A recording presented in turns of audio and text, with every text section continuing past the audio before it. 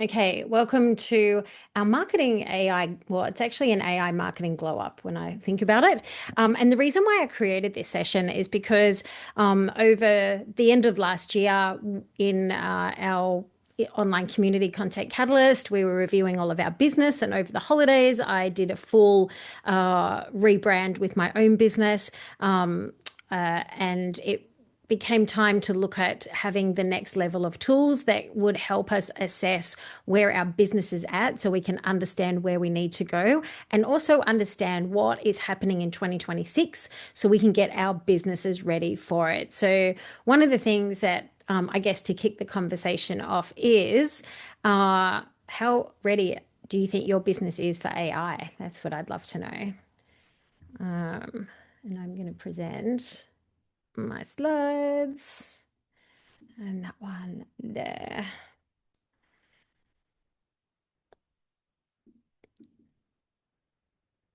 So out of a scale of 1 to 10, and no shade from anyone, I'm just going to look at the comments in the chat. So just pop in the chat. How ready do you think your business is for AI? 2, yeah, cool. 5, woohoo, I love 5. Love it. And I've just got to find where you all went. Got 2. Trish is ready for it. She's like, bring it on. I love it. Okay. So, in today's session, what I want to do is just touch on how business is changing, how AI is dramatically changing how we do business, and how we can, as marketers of our own businesses, be prepared for it, and the steps that we can do to spot those gaps, spot those leaks, and get ahead, basically, move the needle and get ahead. Okay, so Trina, hi Trina, welcome. I'm keen for it, but also wondering how it will affect your photography space. Yeah, absolutely. This applies to all industries, by the way. What I've created is a tool that I actually developed for myself, and then I shared it with my clients and then also Content Catalyst members as well. So I wanted it to be a tool that would be able to give us a thermometer check of where we are now. So let's jump into the session. For anyone that doesn't know me, welcome. I'm Deb Szabo. I'm a marketing strategist. I've been working in marketing and sales for the last 3 decades. So I've seen a lot of changes over that time. We went from oh gosh, paper mailing out things to faxing out things, and then we had and the next digital era is here, and so that's pretty much when I set up Content Catalyst. I learned back in 2020 everything about video because that was such a massive part of how we were getting discovered online. And then also with AI, when that became available at the end of 2023, being a tech geek, I am now specializing in AI marketing, and my brain absolutely loves geeking out on all of this stuff. Now, if we don't and we haven't met before on Instagram, that's my handle there if you want to go over and follow me over there for more marketing and AI tips over there. All right, so as I mentioned, I run Content Catalyst. I know there's a couple of members in the room here today.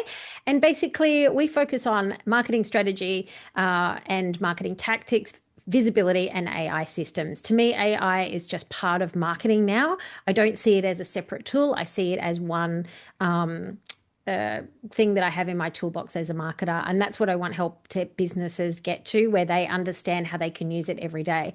These are some of our member days that we have. We did a recent one at January for our goal setting day. So, what I want to touch on is how marketing is changing because essentially, and I talk about this as far as like traditionally, we have attention, interest, desire, action. That's how we get discovered. That's the traditional marketing sales funnel. But things have changed and things are changing rapidly. I'm in some pretty big AI groups overseas, and even those AI gurus are just like blown away of how much AI is impacting business. So, what I do is basically take all of that stuff because there's so many tools, and then I guess, filter it out and help people understand how it applies to us in everyday business. That's my goal.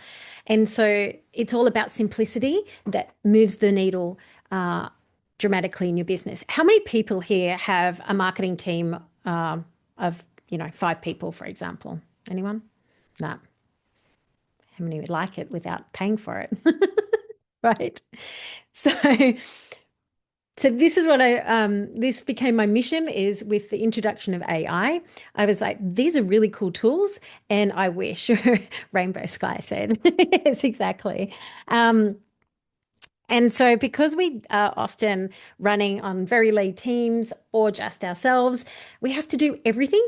And the first thing that often gets put aside is marketing. Can anyone relate to that? Because I sure can.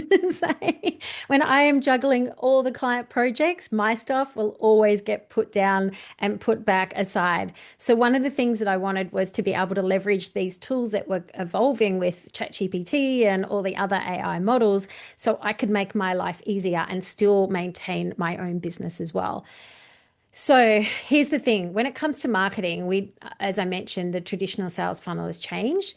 And now we have to look at not only attracting human attention, but also AI attention. And this is going to be a massive thing as we evolve this year. So how we get found, Google is still a big source of truth. How many people still Google things now? Yes, Juliet. Yep. How many people use ChatGPT to look up things these days? Yeah. Um, and so this is now what's happening. AI search is what I will say um, that how we look for things and how we search for things is going to rapidly change. Who uses ChatGPT on a daily basis? Put it in the comments. I'd love to know. So who uses chat daily? Trina says many times a day. Did you also say more Gemini than ChatGPT now? Yes, I'm obsessed with Gemini. I use the pro version and I keep blowing my tokens at the moment with that. That's how much I use it at the moment. Perplexity, love Perplexity. Still my go-to, Marini. Gemini and Perplexity are very, very big contenders. And Perplexity, yep, Miriam on Perplexity as well. Love it. So, what it means is search engines like ChatGPT, Perplexity, and Gemini are going out on the internet looking for information to bring back the answer to the person asking the question. And so, what they do is they look for authority, they look for expertise, they look for experience, and they look for trustworthiness.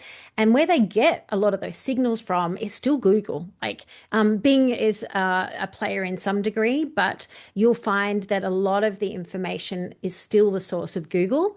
And if anyone has played along in the AI game, ChatGPT had about 80% of the market share when it comes to AI.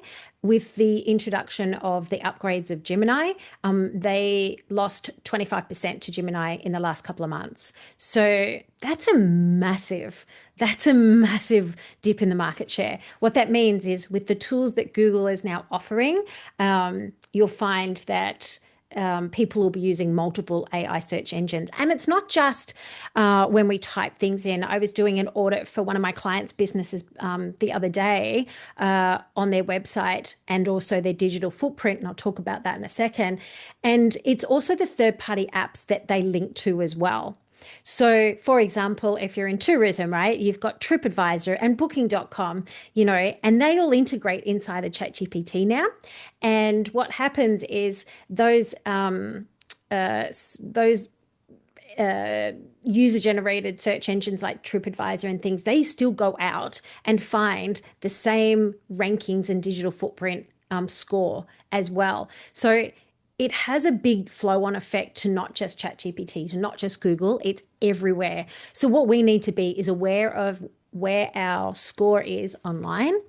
And so what we're going to do today is we're going to look at, before we even get to your digital footprint, we're going to do a bit of a marketing scorecard based on where are the key pillars in your business that are likely going to be the weak points for your business. I don't say you're doing anything wrong or anything like that. This is an absolute evolution because at the moment, your digital footprint is everything that you put out into the marketplace.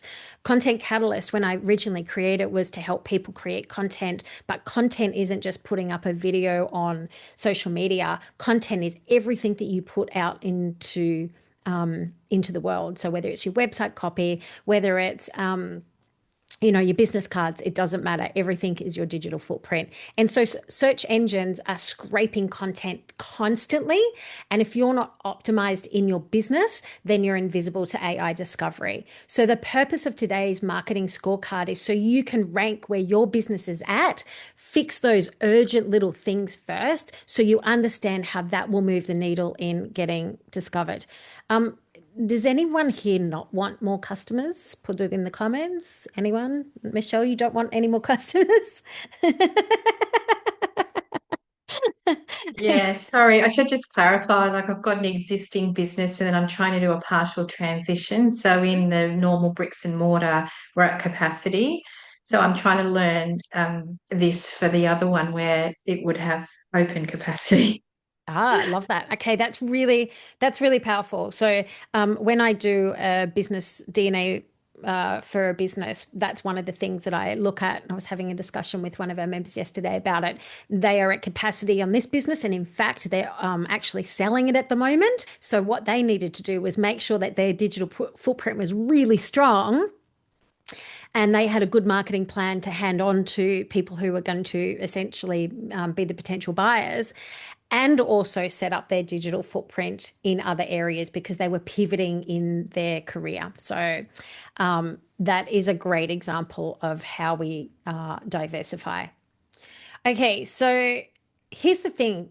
Does apart from Michelle, who doesn't want any more sales right now, is anyone sort of sitting there going, I would really love more sales, and I'm not quite sure like what's the best strategy to do that? Yes, Jen wants more sales, more visibility. Yes. Yep.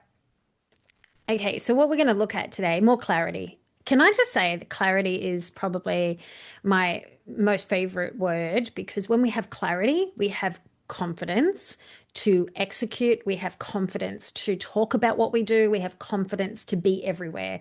And I see this so much when people are just a little bit, there's something not quite in their business, something's not quite landing.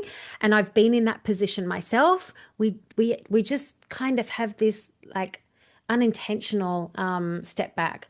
So in your personal brand, definitely wanting more. Absolutely. Okay, so one of the things after doing marketing strategy for many, many years, these are the 5 key pillars that I work with businesses. Number one is the brand. So that sits at the top. Your brand is your positioning in your business. So if I went to hire a car, am I after a super premium car hire company that I can hire a Ferrari for the weekend? Or do I just want a little runabout to get me from the airport to home or to my conference? I want a budget car. So that's positioning, right? And then we want to look at our signaling in that. Where do we actually consciously position ourselves, and where does the market position ourselves? Because that can be often two different things. Perception is everything when it comes to branding. So, branding right now, if I asked you what you did, can you put in the comments? Give me a quick elevator pitch of what you do, who you help. I would love to know.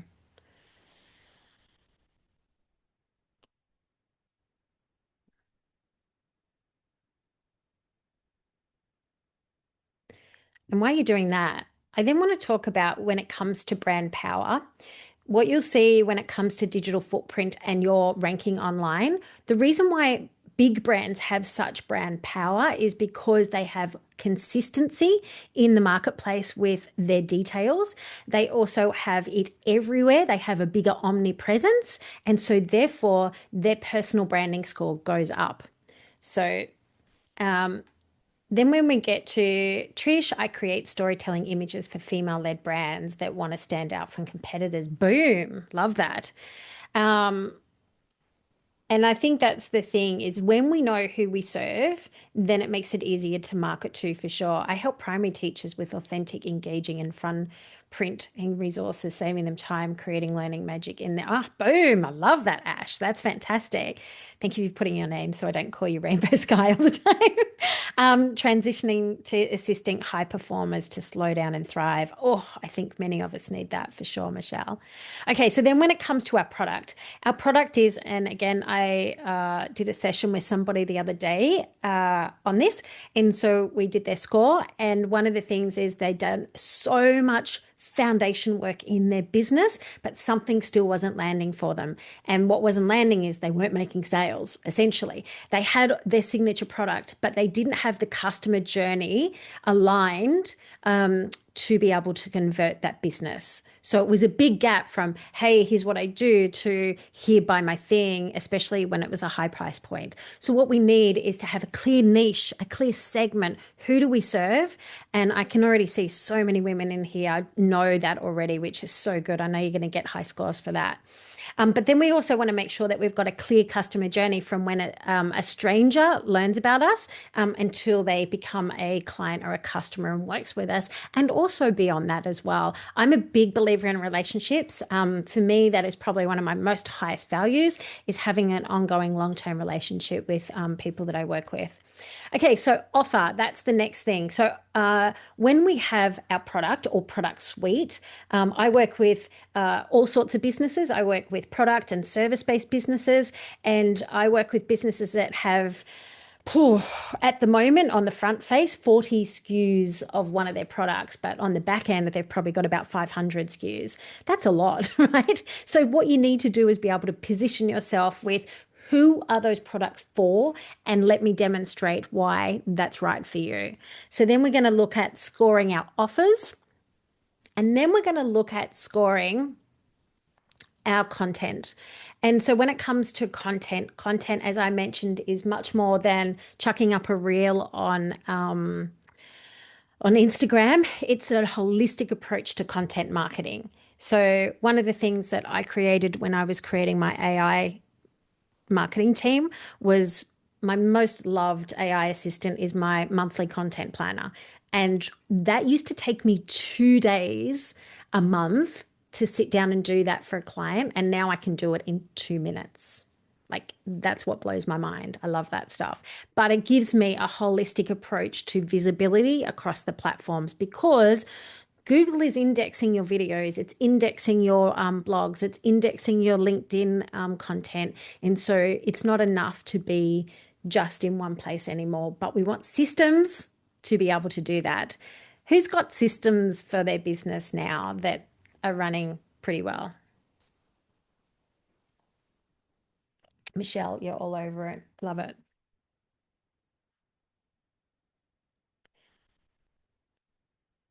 I just realized I better turn my phone on do not disturb. It always lives on there.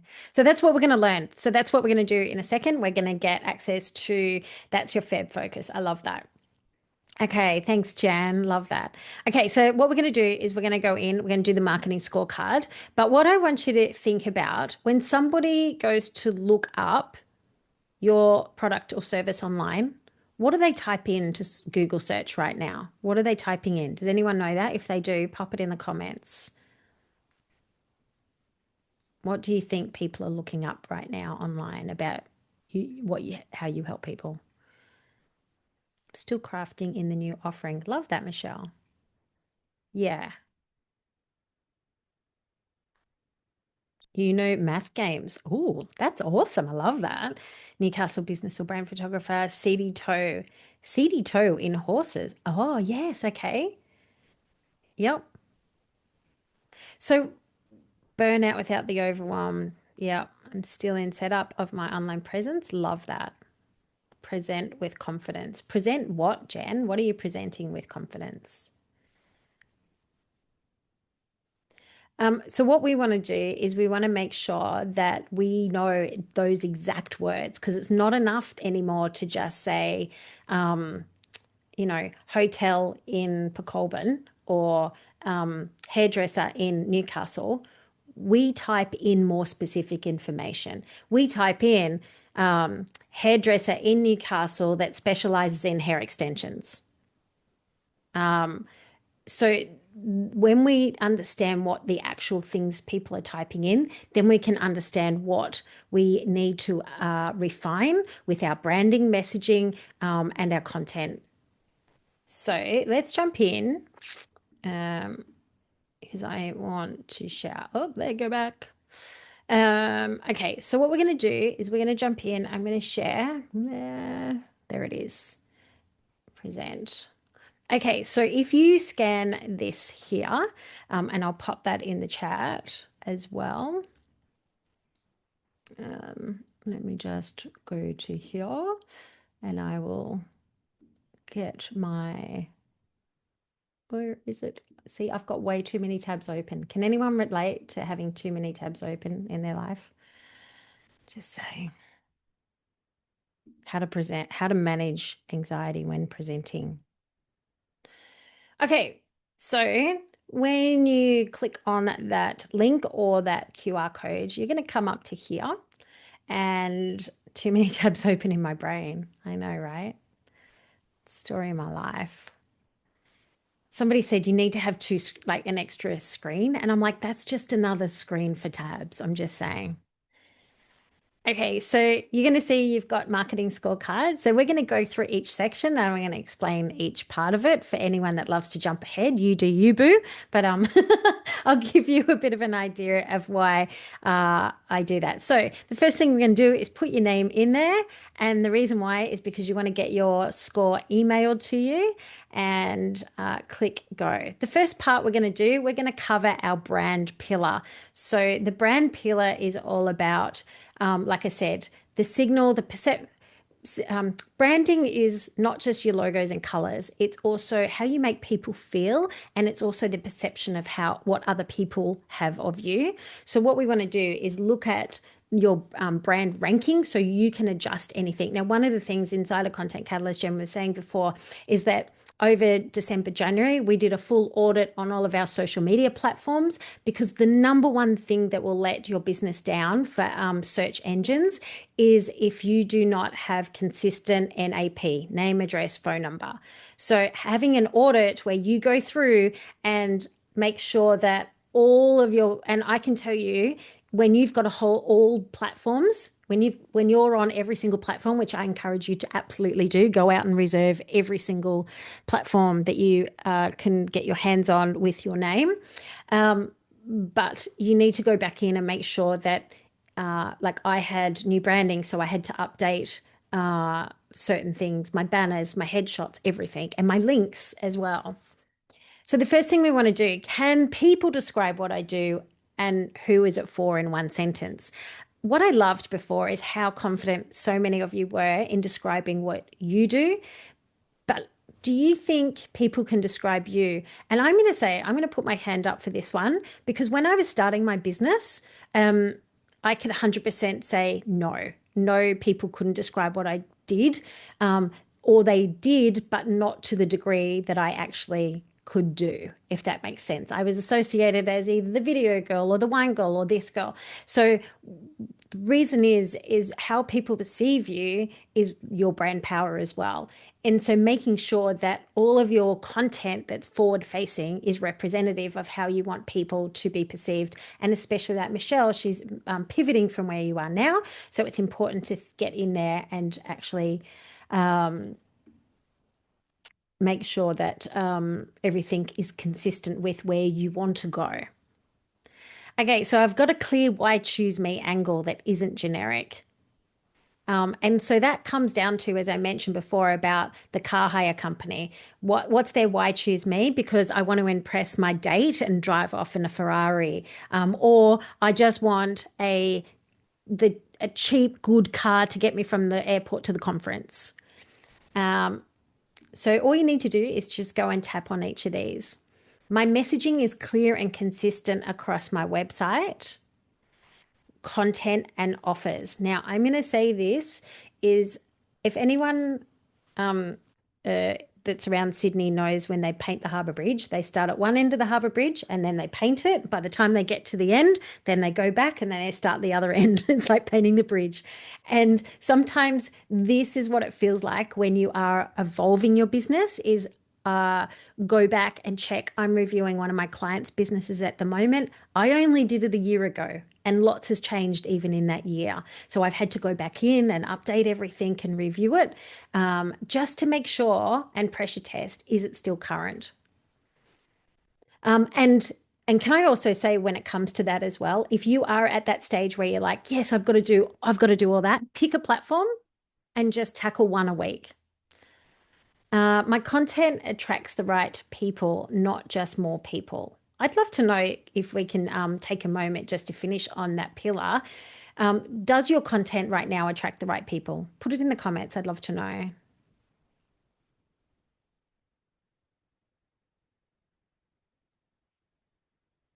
I think so. Still not. Yeah, cool. So, Ash, you're thinking just more of those right people, right? Probably not. Jen is on LinkedIn. Fantastic. Yes, mostly. Okay, good. Awesome. So for everyone that said yes and mostly, that means that you probably want more of those ideal customers. Yeah. So you need to amplify your message. So I'm going to say yes. So this one here. So now we're on the product spotlight, and the product pillar, I want to say, is I have one clear spotlight product or service I want to be known for. Now, as I mentioned before, I work with clients that have got like 40 products. It's like Harvey Norman, like they're not just known for selling TVs, right? They're electrical and furniture.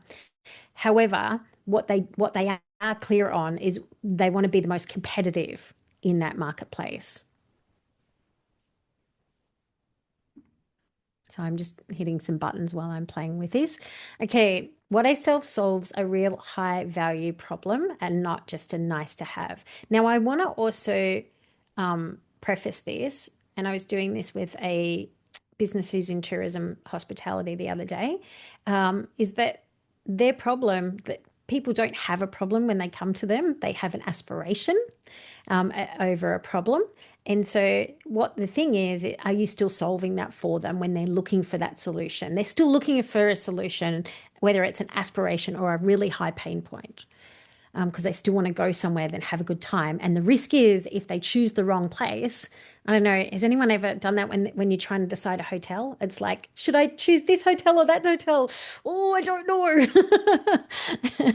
So, that's where we want to be really clear on this. So, potential customers, how easy can they choose the right product without a long explanation? Now, can I just say, because I'm rebranding at the moment, my website is literally a work in progress. And as I finish the pages, I am putting them up. There are some really great AI visual tools at the moment that can help us bring those to life. If anyone has used any AI tools, you'll see that what used to be really hard, we can do some very clear infographics with them now. So my products work together as a clear pathway, not disconnected offers. So that really comes down to going, have you got something for when people start working with you, and whether that's something free, such as a lead magnet, up to your high value offer. So I'm going to say yes. My offer is specific about who's it for and the outcome it delivers. I can explain the transformation in a way that makes people want to take the next step. Now, when it comes to offers, many times that I talk to people, I'm having a conversation the other day with someone, they're like, oh, I'm in launch mode at the moment. I'm launching something. And I'm like, cool, what are you selling? Like, I didn't know that they were in launch mode. So I was curious to ask what they were selling. And one of the things that they were like, it's really quiet, like I'm not selling anything. And then when I went to their website, I could see why, is that it was all about the features and not the benefits. So it didn't show what the transformation was. It wasn't specific enough to show my real pain point. So that's one of the things that we always want to articulate. Often when I talk to people, they go, my customer procrastinates. And I'm like, cool, but how? How do they procrastinate? Give that to me. I want you, and this is all messaging as well. So when you understand what actions do they take specifically or don't take? So if somebody was procrastinating, are they sitting on the lounge scrolling TikTok or binging Netflix instead of like, doing their business plan, whatever, washing their car. I don't know. Um, so I'm going to put some low scores here so we can see this thing at the end. I know why someone is interested but doesn't convert. I think this is a really big thing of getting feedback. How many people get feedback from their customers? This is really helpful. The transformation part. Why should they care about having? Yes. Oh my gosh. And that is exactly right. Is why would they care?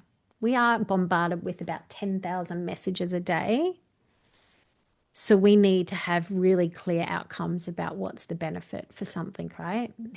So one of the things, if anyone, is anyone on Substack here? Does anyone read Substack? Yep, great. So I've got a Substack article I just published. If you're on LinkedIn, you can read it over there in my newsletter. But that Substack article detailed exactly that. And yeah, oh, thank you. Yes, I have seen you comment on them. And so I go into a lot about that in this week's episode. Okay, so knowing why so, and that's about refining. Always get feedback, refine, feedback and refine.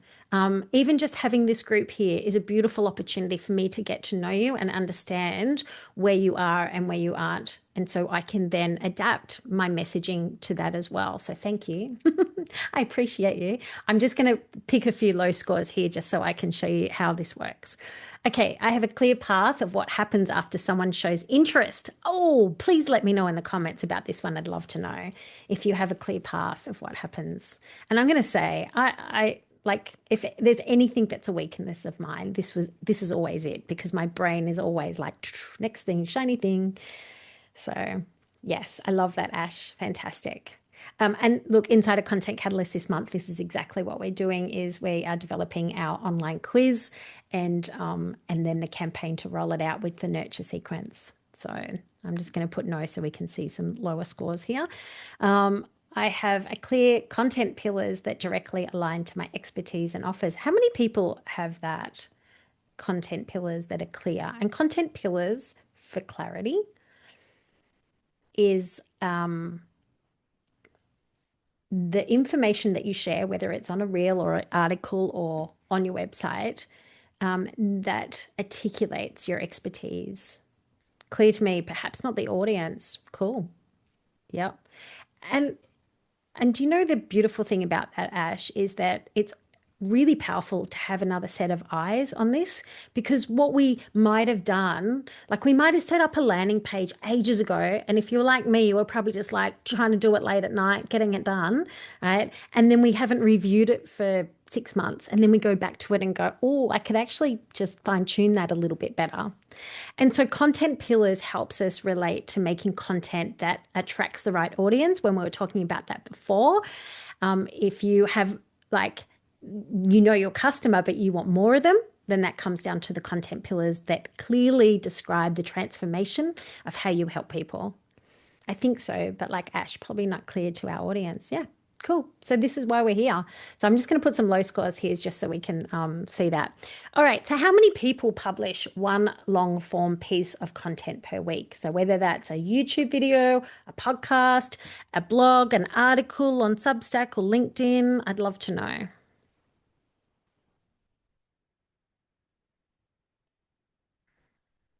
No, that's the goal. Yes. Never. LinkedIn is all over Jen. She's all over that. I'm going to explain when we get our results in a second. The impact of content creation and how it affects how we get discovered online. And I'm going to show you a system that I created because I needed a system for not only myself, but for my clients to be able to make optimized content in a systematic way. And could I reuse a blog post as LinkedIn? Absolutely. That is 100% what I would do. Yep. Yep. So I'm going to come back up here. Okay. So I'm consistently visible on short form platforms derived from my long form content. So basically, what I'm asking there, do you take that topic from your article and make more content about it on your short form content?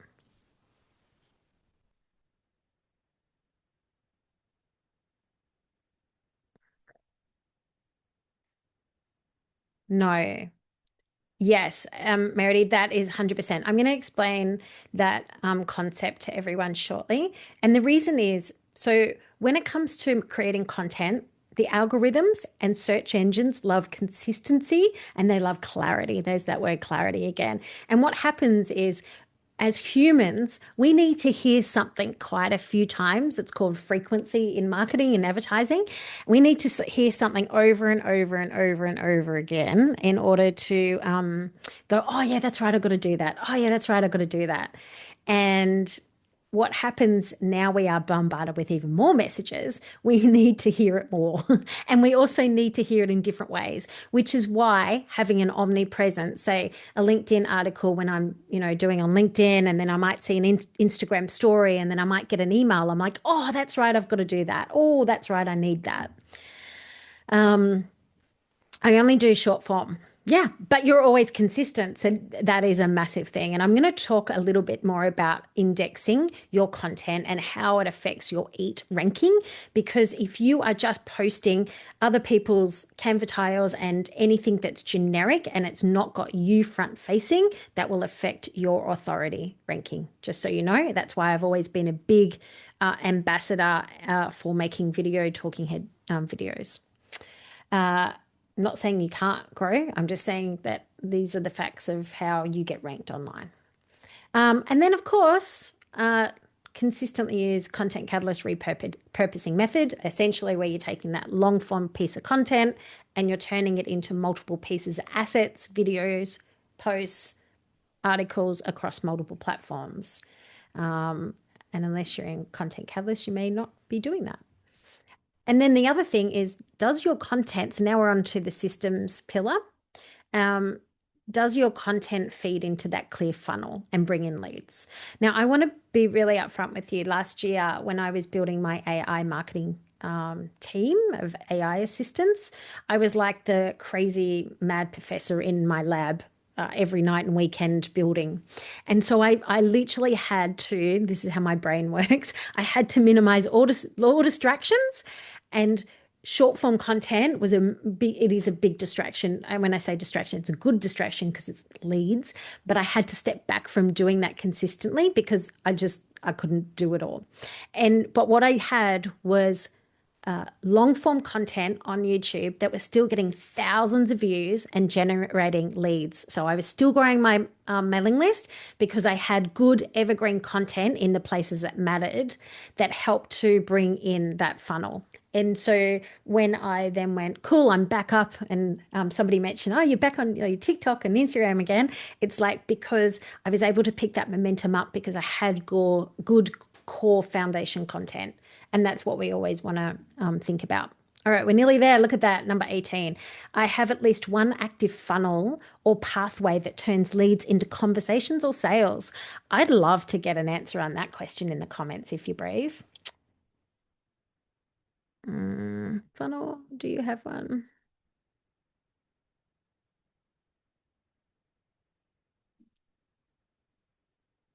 No. Cool. So one of the biggest things we know, Jen's working on it. Trish, I don't have a funnel. So that's one of the things like inside Content Catalyst this month. We are developing quizzes. And one of the things I know about quizzes is that it's a beautiful opportunity to turn a boring old PDF into an interactive, you're doing it right now. This is the quiz, into a piece of information that's not only useful for me because I get to know you, but it's a really valuable piece of information because now you've got a tailored plan. Now you've actually got a tailored plan based on how it applies to you. Because I could give you a PDF of like the 5 marketing pillars and this is the stuff you got to do, but it's so much more relevant when it's applied and tailored to you as well. So I'd love to know more about how to do that. Yes, it's so much fun. We are using Gemini. So for any Gemini fans, we have been using Gemini Canvas to do that. It's really good. Okay, so how many people have AI assistants set up right now in their business? And that can be GPTs, AI agents. Michelle, what are you using?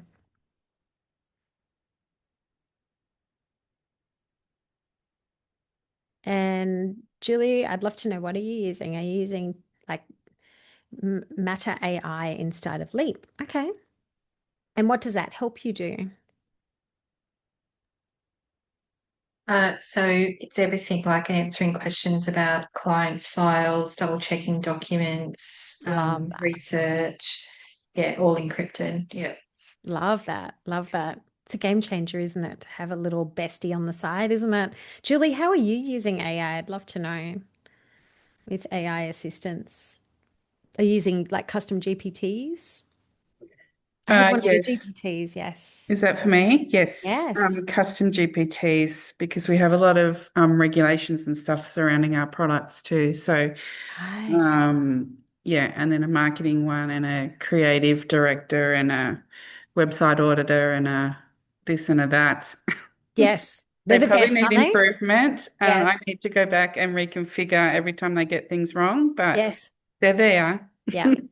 I just noticed Sharon has just jumped in, one of our members, and she rang me a couple of weeks ago. She's got a membership, and she was like, "I hope you don't mind me telling this story, Sharon." Is that she rang me and she's like, I'm giving our members a GPT, and I just need your eyes over it." And then when I looked at it, there was like there are GPTs and there are GPTs, and like the ones that I've built, some of them have taken me 6 months to refine. And it's exactly what you said, Julie. You can build one in a snap. Like I can build a GPT like that because I know the framework, but it's more about refining it and keeping it updated, that makes the difference. And what we did was go back in and we did some heavy duty refinement for Sharon's GPT. So she's got a really useful tool. And then we also put some structure in place, because her audience was really beginner when it comes to GPT. And for anyone that does want to know, I actually have a masterclass on my YouTube channel, that will show you the best practices on how to build your own GPTs. Okay, so there you go. There it is, 20. I implement AI agents and automations. Can I just also talk about this for a second as well? The reason why it's really important to understand that we create content not only for humans now, but for AI, is because AI agents are going to be doing more clicking on our website than humans. In the next this year. So at the moment, when you go out and find something, you go, oh yeah, I Google it and then I click on the website. That's not how we're going to be doing things, and it's not how we're doing things now, because these AI agents are literally going out like your personal concierge, going, I'll do all the research, I'll click all the buttons. Hey, here's the booking, here's the thing. Are you ready to go now? Just go yes, and I'll take care of it all for you. So we have to be building information that appeals to AI agents as well as humans now as well. So you should get your score. So I'm just going to go yes. Okay, so then it's going to go bzz, and it's going to, I should say, Deb is absolutely the best. Ah, thanks, Sharon. You're amazing. Okay, so at the end of it, now I have just randomly pressed lots of buttons as I was going along because I did want to give you a bit of an idea of any weak points. So I have come up with my offer is a bottleneck in my business, and what it means that I was being I could have scanned more inconsistently here, but you can see clearly that the weakest link in my marketing pillars is my offers, and I'm at 13 out of 20. Now, in saying that, all of those other ones are low. If you're in startup mode, can I just say that you will probably have a lot of these pillars out of whack? Okay. If you've got a mature business, but you're pivoting to a new offer, you'll probably find that things like your brand is high, but your offer or your content might be lower just because of the nature of where your business journey is at. So then you'll see that you've got a bottleneck to focus on, and then a recommendation of where it is, and then three key points to be able to to focus on for the next 30 days. Because I know one thing, when it comes to marketing, we got to do all the things, but when it comes to actually getting the things done, it's really easy to get overwhelmed if we don't focus on the most critical thing first. Does anyone want to share what their primary focus needs to be on. Obviously, you can see offers on here. I don't even know what I pressed. Let's be real.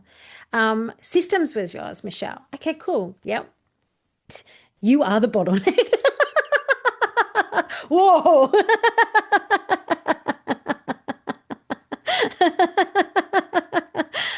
Said with love and kindness.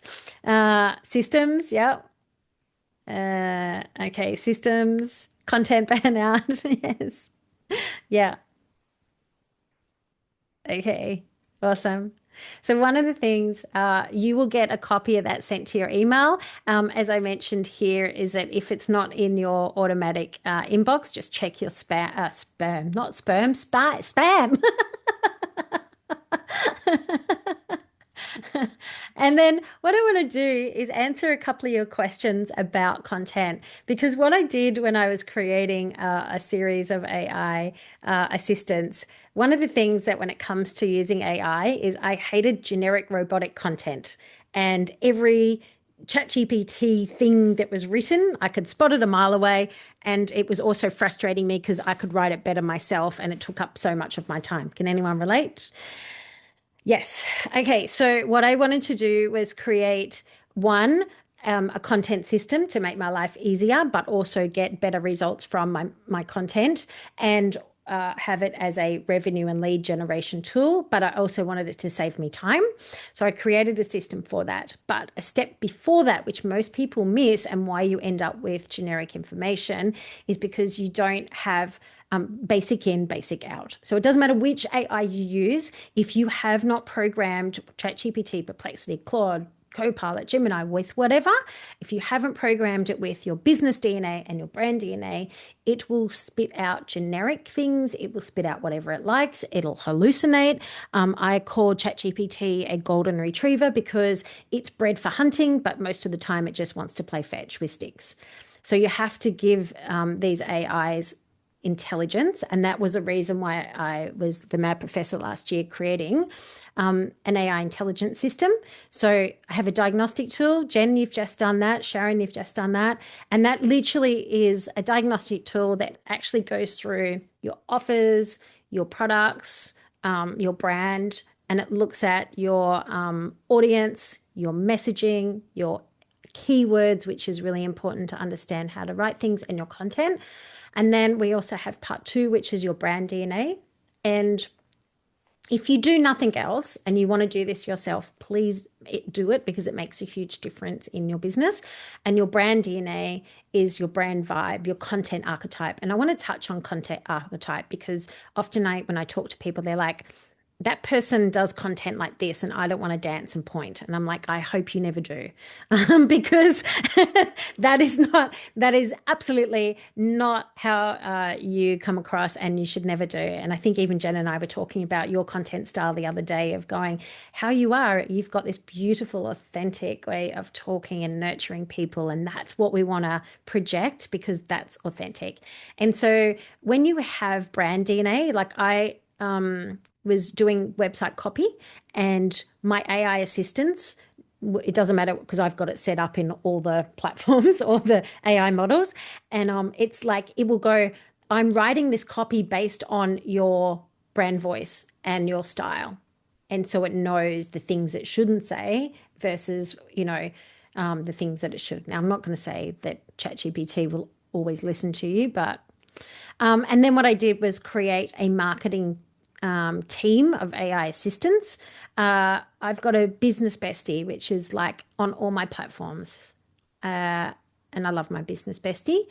My business bestie, if you have my free version, you've got the light version. If you're in Content Catalyst, you've got the CEO version. And the CEO version is like next level. And it also manages the brand builders, which helps you plan, script, write your podcast, your YouTube, your blogs, all of that stuff, but in an authentic way. And then we also have our funnel squad. I've just added in the quiz queen in here as well, GPT, and that's your funnel squad. So to come back, how do all those assistants work? I'm just going to go back to here for a second, because when you use the marketing content planner,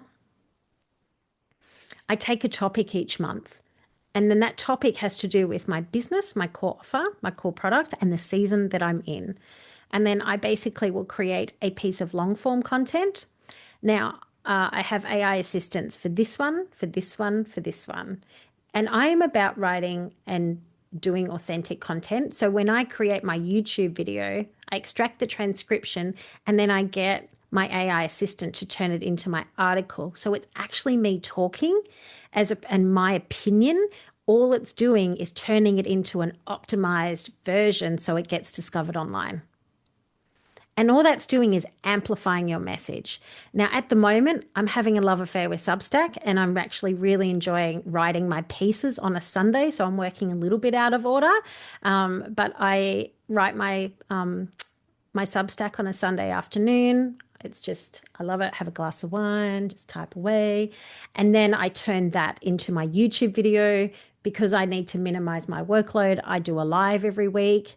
And then I can repurpose that into my podcast. I can repurpose those short clips on short forms. And then I've already got my topic there. So I've got my reels. And then I do my stories, lives, and posts. And then I send out my email. So that is my content system that I have created. And I couldn't do half the things that I do for myself and my clients without that. So that's just one thing to know, that is pretty much how we're going. So if anyone wants to know, I actually have some tools up on my YouTube channel. If you want to know, I've got more trainings and things like that up there. But when it comes to, if anyone wants to join Content Catalyst, I am taking openings in now, but what I'm doing is, because all of our existing members have already got the AI intelligence, they've already got this done and they've already got these all installed. What I'm actually doing at the moment is doing a cohort intake in March, and that means that you get to come in. We start on the 12th of March, and basically what I'm doing is stop sharing for a second. Basically what I'm doing is on the 12th of March, whoever comes in the first cohort, they will go through for the 30-day sprint, and we will literally get your AI marketing blueprint set up. And that includes doing your business DNA, your brand DNA, get your CEO done, and all your plug and play marketing assistance. There's about 15 in the team at the moment. And as everyone knows, that every topic that we do inside a Content Catalyst always talks about, I gave everyone the quiz queen the other day because we needed it, right? So, so that's pretty much what I am working on at the moment. And then, of course, once you have your blueprint, you then get 12 months support inside a Content Catalyst, which is working on all of those 5 marketing pillars, like I mentioned before, which is brand, product, offers, and systems, all that fun stuff. It's, like I said, it's like painting the bridge, the harbour bridge, right? So, Michelle, hello. Just joined. Hello.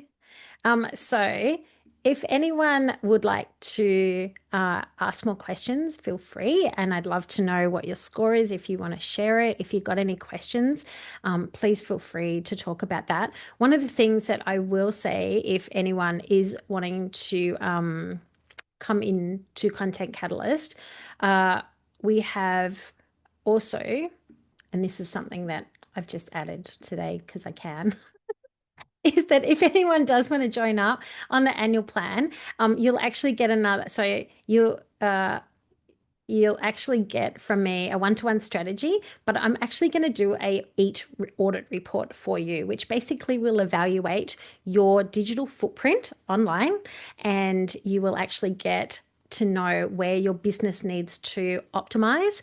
I went through my website the other day and did a full website audit on my digital footprint, and then it took me 2 hours to go through and fix everything, and that would probably take me a week, or I'd have to pay thousands of dollars to outsource it. And I was able to do that because I had my business and brand DNA programmed, so it could just pull out the information, give me the code, and I could just put it in.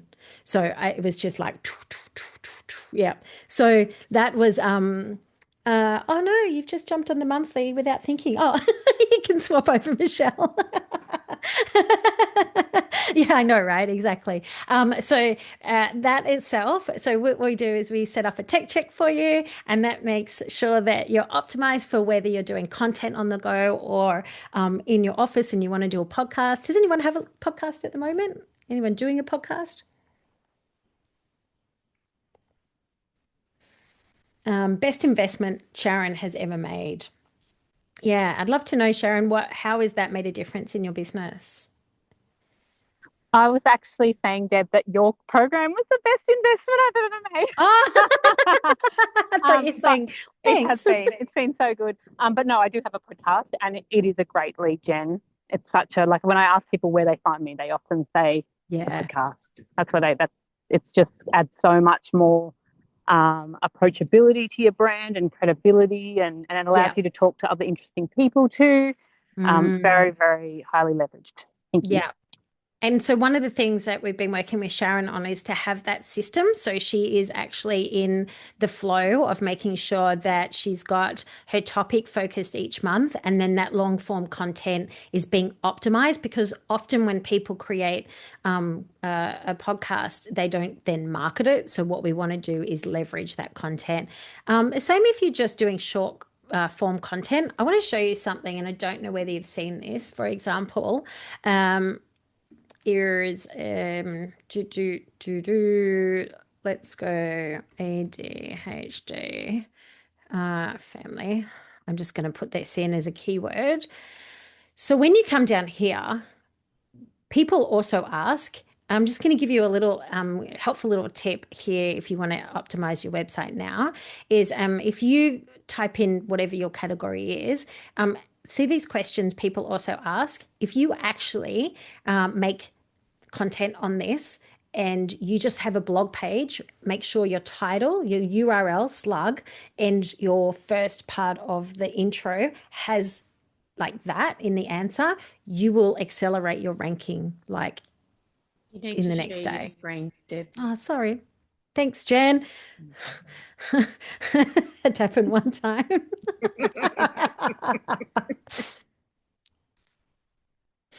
You might just want to say that quickly again. So let me do that again. So if you go over to Google and you type in whatever you do, and you'll see people also ask if you actually make content, let's say people with ADHD struggle with family, or what is the hardest age for ADHD? For me, that's exactly what I would do. I would create a landing page. You can make a blog, whatever, but make sure your slug has that in it, and your H1, and then your info in the first part of it. That will help accelerate your ranking as well. But that's just a little fun thing. Slug. What is a slug? Oh, love that. That is a slug right there. URL. So short slugs are good because they're easy to say if you were on a podcast, but you want to make sure you're optimizing the description in here for everything. So I could talk about this stuff all day. I'm just going to go back to the questions. What sort of content do you find works best when marketing a content? That's a fantastic question. Again, when I come up to here, for example, I'll actually go to my Substack because that's probably a good way of showing you that. Has anyone got a Substack account? I know I just asked that question. I'm just going to give you a heads up. Go and secure your Substack because you'll see a lot more of it this year. Podcast, no. Wait a minute. Let me just go back in. Home website. There it is. Okay, so when you go over, you can see here you've got your articles. So this is a good one. I don't know. And I'll go back. I haven't embedded my video into here yet. Here it is. That one. There you go. That's a great question, Miriam, and I will answer that in just one second. So when it comes to Substack, it's a multimedia platform, and this is why you will start to see people talk about Substack a lot more. So what it means is this is optimized. So this title here is optimized there. So as a subtitle, I've also got my video from YouTube embedded in here. And the reason why that's important is because AI needs stuff to search. And that's why your long form videos are really powerful, because they can search the thumbnail, they can search the title, and they can search the description and the video. So that's really important. If you're using just short form content, and in fact, let me just click over here. I was going somewhere. See videos in Google. See videos here. So these are all the videos and short videos. So last year, Google indexed short form videos. So if you're only doing short form video, I think, Julie, you were only doing short form videos, yeah? If you make sure when you make your short form videos, optimize these three things, yeah? Oh, like there's Sharon. Optimize these three things. I want you to make sure you've got a title on your it's what we call a title hook at the first part of your video. That is really important because it helps people know when they're looking at this going, okay. Now you can see here there's Facebook, there's Instagram, there's YouTube. Depending on the topic, you'll see LinkedIn, TikTok. There's Sharon again. And so what we want to do is, parents, you don't deserve this. I mean, that's not necessarily a great hook, but you can see very clearly what it's about. So when it comes to grabbing there we go, let's click on Sharon's video. When we click on that video, what we want to do is make sure that that title is up the top, Parenting Kids with ADHD. She's got that title there. Then it's the title, and then you've got the description. So that's all searchable content that AI searches for. So when I come back over to Substack, I can embed my video. All of this is searchable information. And if you haven't read this article, I highly recommend, because this is what I predict in 2026. Is what you can get on top of. And you can embed your podcast in here as well. So to answer the question of how can I promote my podcast, I would 100% go back over here. I have my podcast on YouTube, and make sure that you optimize it in the descriptions and your thumbnail, and then repurpose that with the transcription to your blog, your Substack, your LinkedIn news article. So you can use that same article and just put it on those three spaces. And then you can get clips from it, put it on short form media. You could see Sharon did that as well. She's got little clips of her podcast there. And then you can make reels about that same topic. I'm going to answer some questions. In regards to the AI intelligence, do you need to have a paid version of a GPT platform, for example, Claude? Okay, so when it comes to creating, and I'll jump over to my ChatGPT for a sec, and you mentioned Claude as well. You can see I've got a project. You can see all of my bajillions of GPTs. And if you want to use other people's GPTs, you can do it on the free version. But here's two things I'm going to tell you about free versions of something. You won't get as good answers, and this is why people get frustrated with AI.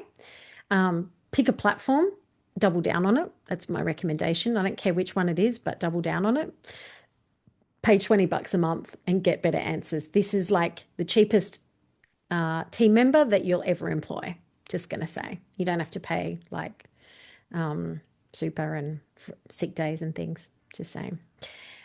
So invest into one of the things, because you can use these free versions, but you'll only get so many goes out of it, and the information you get won't be as good. When it comes to setting up your own GPTs, like I've got my business bestie there. I can have day-long conversations with my bestie. And so when I go in and have a chat, if I want to set up my own GPTs or my own spaces in Perplexity or my own projects in Claude or my own gems in Gemini, I need a paid version. That's as simple as it is. So you can use other people's for free, but you won't get the best results on a free version. For some people who just dabble, we've got Donna, dinner without dramas, Donna. Great, but if you're in business, I'm just going to say it's like having the internet. You wouldn't not have the internet these days. That's how essential it is. So yes, that is 100% what I recommend. Which AI tools do you pay for and which are free? Michelle, they're pretty much all free these days. Like you'll get free tools for most things. If anyone pays for Google Workspace for your email now, you'll already get a pro version of Gemini. If anyone hasn't used Gemini, I'm just in love with it. I love it so much. But why I still use ChatGPT is because I can, I've got projects in here, and you can see I've also got projects for my clients, so I can have their own business DNA set up in here, and I can share those projects, like I can share them with other people, and I can call in my assistants into my bestie. When it comes to Perplexity, I love it. I still use it all the time for everything. Perplexity, what I love about Perplexity is I was in the surgeon's office with my mum doctor the other day, and we were talking about some research, and I went, I'll go to Perplexity and do research because I can actually search academic papers in here. I can search social media profiles in here. I can switch between models. So it's a very, very, very powerful research tool if you're in marketing. I use it every other day. You can see all my discussions I have. So if you set up your business bestie, you can set up the same instruction across all of those AI assistants. But yeah, I have scheduled tasks because I have AI reports based on what's happening. One of the things that I absolutely love about Gemini at the moment is I have Gemini has got an incredible automation tool. Has anyone used any of their flows in their studio yet? I can actually make a plan from here, and then I can go, can you just put that in my calendar for me? And can you also set up an alert and then email that to me? I have email reminders about things. So Gemini is an incredible tool. Claude, somebody said Claude. Who's using Claude? Michelle, I love Claude. Claude Coworker, have you used that yet?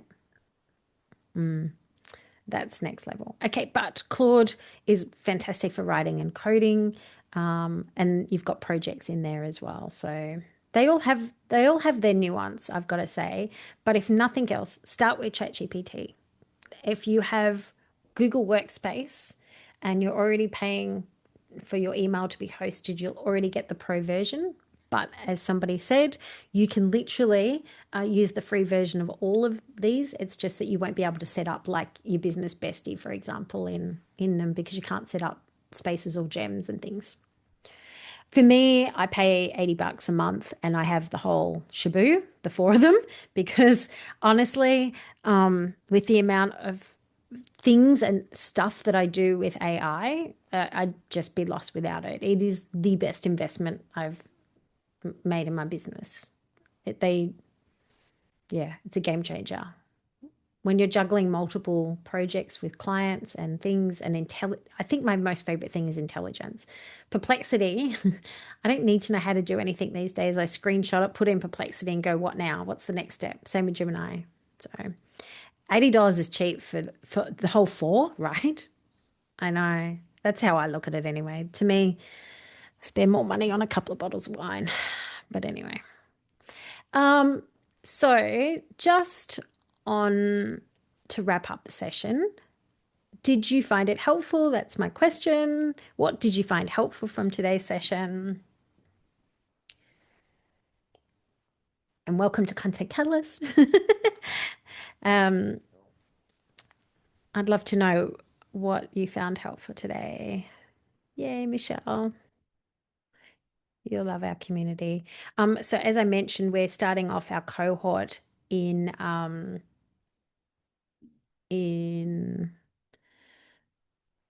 12th of March.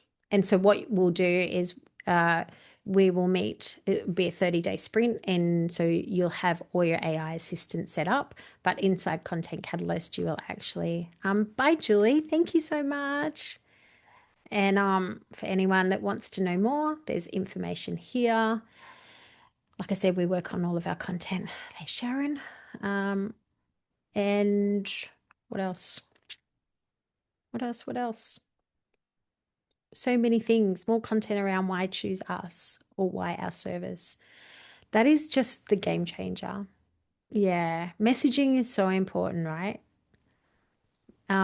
So that cohort starts on the 12th. So you get access straight away to Content Catalyst and our sessions now, but the cohort where we take you through and make sure that it's installed correctly, that starts on the 12th.